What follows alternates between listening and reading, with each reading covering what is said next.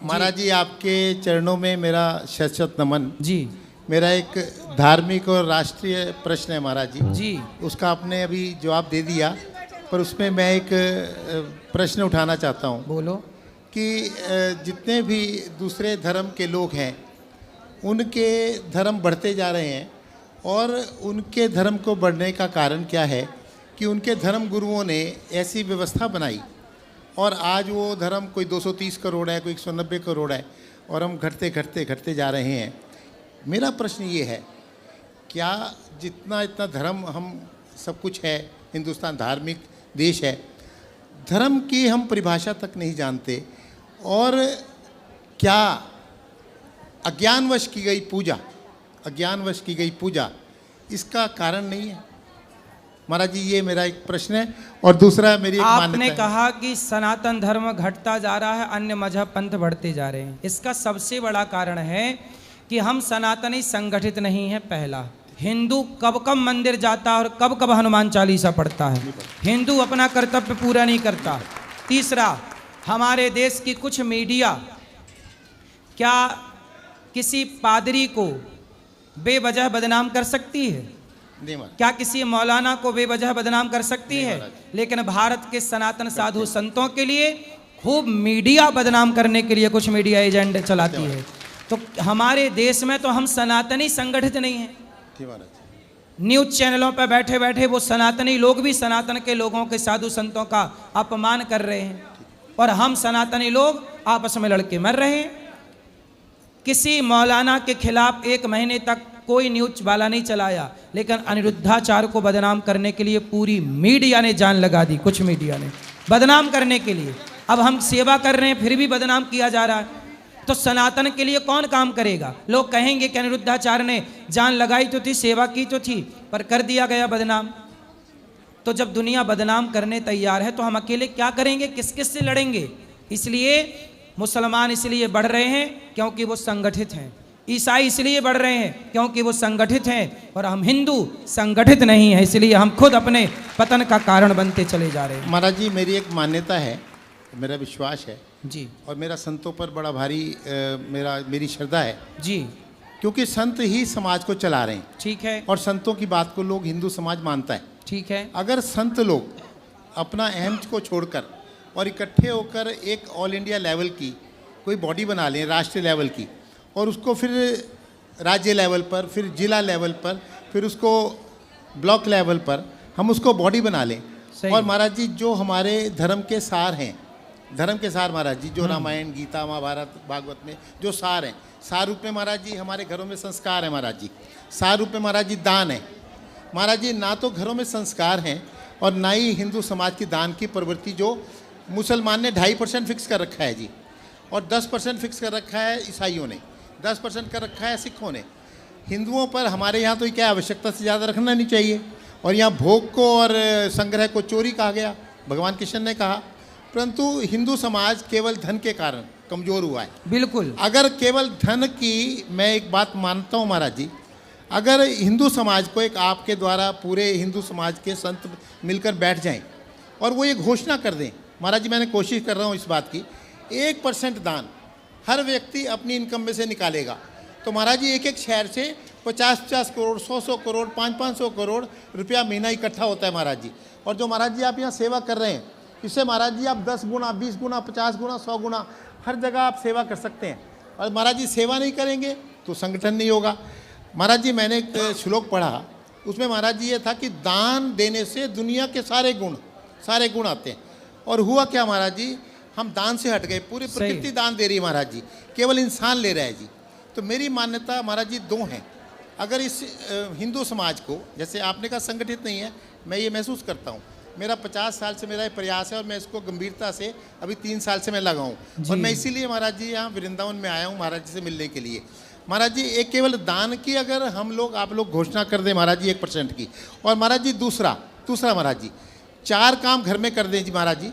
एक तो सब जितने मान लो महाराज जी यहाँ आए, इंक्लूडिंग मी, सब लोग अपने माता पिता की चरण वंदना करें, प्रातः काल उठ के रघुनाथा माता पिता गुरु ना वही माता। सही है। और सब बहुएं अपने सास ससुर को भगवान मानकर देवी मानकर उनकी पूजा करें। यही ते अधिक धर्म नहीं दूजा, सास ससुर सादर पद पूजा। सही है। और महाराज जी तीसरा, हर पति को पत्नी परमेश्वर माने और हर पति अपनी पत्नी को सम्मान की दृष्टि से, देवी की दृष्टि से देखे। ये चार काम हम घर में करते, घर में यही तो स्वर्ग आ हमने जाएगा। कहा था कि अपने पत्नी अपने पति में खुश रहो। तो मेरा 1 महीने तक कुछ न्यूज वालों ने विरोध किया कि आप लिव इन में रहने का क्यों विरोध करते हैं। मैं सनातन धर्म संस्कृति को बचाने के लिए तो कहता हूं कि लिव इन भारतीय संस्कृति का सत्यानाश कर देगा। इसीलिए तो बहुत सारे लोग चुप रहे, बोले नहीं। हम लोग आजकल लोग डरते हैं बोलने से, लेकिन ये दास मैंने डरा नहीं, मैं बोलता रहा। इसलिए आज स्त्रियों का, पुरुषों का चरित्र पवित्र होना कितना जरूरी है। और मैंने यही बात की कि पवित्र रहो, यहाँ वहाँ मन ना लगाओ।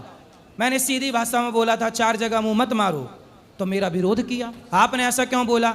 भाई गलत को गलत ना बोलें, सही को सही ना बोलें तो क्या बोलें। और उस बात को, सही बात बोलने की सजा मुझे क्या मिली? 2 महीने तक मुझे न्यूज चैनलों वालों के द्वारा गालियां पड़वाई गईं। लेकिन फिर भी भारत की जनता ने खूब साथ दिया और उन न्यूज चैनल वालों को समझा दिया कि आप गलत कर रहे हैं। और भारत की जनता समझ गई कि अनिरुद्धाचार्य जो कह रहे हैं वो सही है। महाराज जी आप अपने वचनों पर अड़े रहे। मैं आपकी श्रद्धा से 1 मिनट बैठो, 2 मिनट रुक जाओ। आप अभी माइक आएगा आपके पास, बोलो आराम से। बेटा रुको महाराज जी, बेटा रुको, उसको बैठाल दो, बैठो अभी बात करेंगे। महाराज जी आप अपने वचनों पर और सत्य जी, पर जी, अड़े रहे। जी। मैं आपके श्रद्धा से, इतनी श्रद्धा मैं रखता हूँ उस बात के लिए। जी महाराज जी एक आप ही संत हैं जो कि किसी से भी डिगे नहीं और अपने वचन को दोबारा वापस नहीं लिया। महाराज जी एक आग्रह और निवेदन है आपसे, बस जी लास्ट बिल्कुल, एक आग्रह। बोलो। महाराज जी आपको हजारों लाखों लोग तो प्रत्यक्ष सुनते हैं और करोड़ों लोग आपको टीवी में सुनते हैं।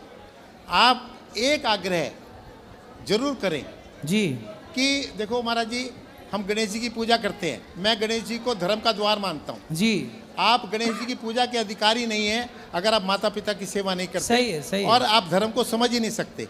आपको धर्म में एंटर करना है तो आपको माता पिता की सेवा करनी पड़ेगी, उससे अहम जाएगा महाराज जी।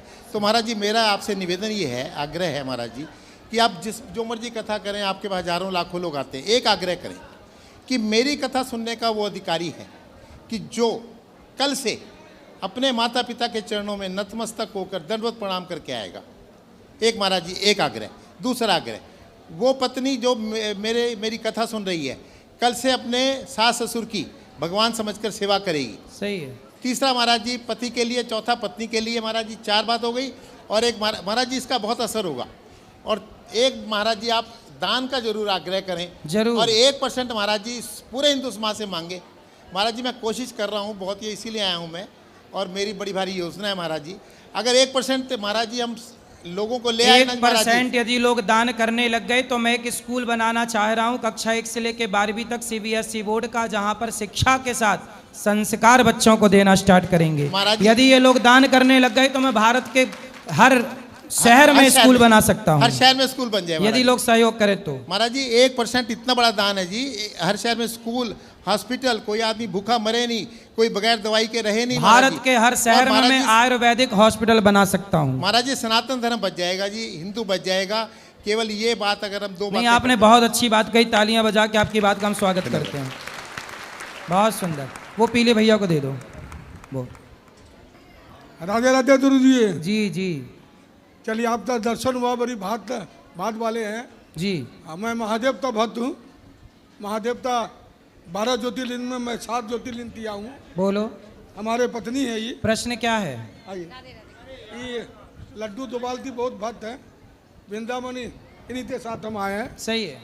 तो लड्डू दोबालते तो हमारा भी मन आ गया। तो गुरु जी एक सवाल आपसे करना चाहता हूँ कि मैं शुरू से बहुत मेहनत किया। शुरू से मैं ठेला चलाया, रिक्शा चलाया, जिला अध्यक्ष बना, भाजपा था। सवाल क्या है? सवाल है कि आप तो दोनों आदमी आप तो नहीं, आप तो दर्शन करने आए।